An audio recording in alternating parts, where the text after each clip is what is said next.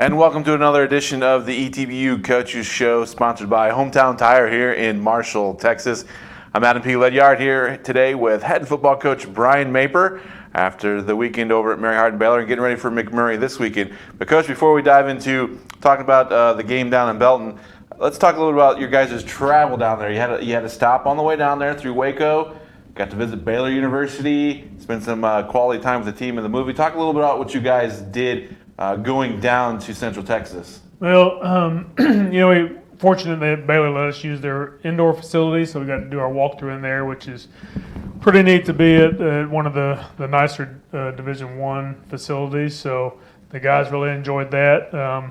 No plug, but we had free birds for lunch, so the guys really enjoyed that. Then when we got out, the time we were allowed to use Baylor's facility gave us a lot of free time, so we went and watched Gemini Man, which I give it 2 thumbs up. It was the players did too. I think they enjoyed that. The movie theater was accommodating to us, and then we headed down to Killeen, about 20 minutes away, and team bonding that evening. We kind of did charades. The players tend to like to make fun of me, so they imitated me pretty well. Brian Baca does a real good Coach Mayper, and so does Davian Carter. And then, but they had quite a few guys that did a super job. So it was a lot of fun. We spent about 45 minutes making fun, imitating each other. So and other people too. So it was a lot of fun. That's always a good time when you can do that as a team and just get together and relax and just forget about other stuff that's going on and be there.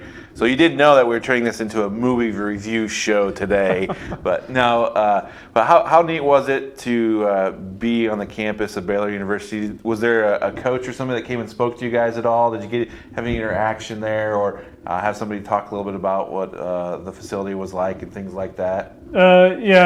So Coach McGuire, who's the assistant head coach, I've known him for a long time, and Coach Rue actually worked for him at Cedar Hill, so he came down to say hello to us and kind of talked about what they were doing, and it's pretty similar to what we're doing, is just it's focusing on us, and that's what Baylor's doing, and right now they're 6-0, so it's their 3rd year together.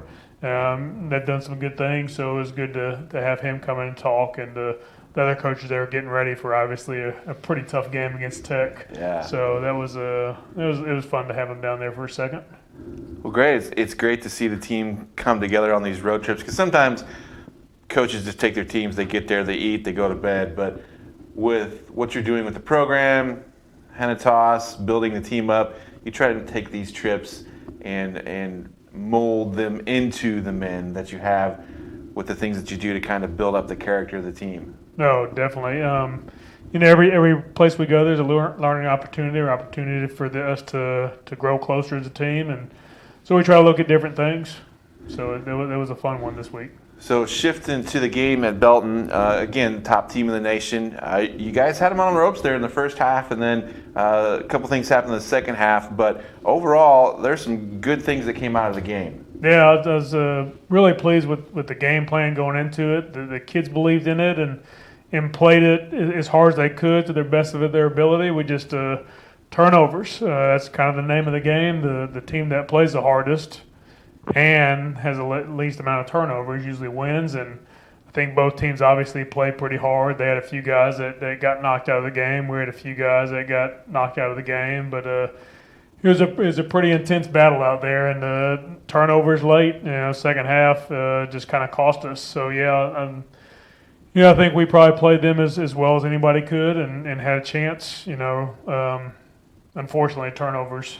Yeah, if you can take the turnover points out of the perspective, you got a ball game on your hands there. Yeah, it was 28-point turnovers. Yeah, and it was a great game to watch there. The first half, even that first quarter, you guys tied 7-7 in the first quarter.